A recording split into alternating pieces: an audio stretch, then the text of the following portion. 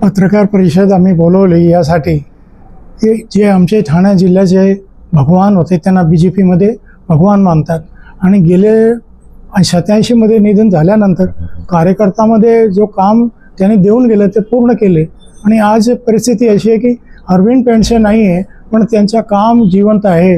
आज पालघरसारख्या जिल्ह्यामध्ये एक पण सीट काहीच नव्हतं, त्यांना आमदार ना खासदार कुठचे नाही, पण अरविंद पेंडसेच्या संघटनेमुळे आज पालघरला खासदार आहे, 3 आमदार निवडून आले।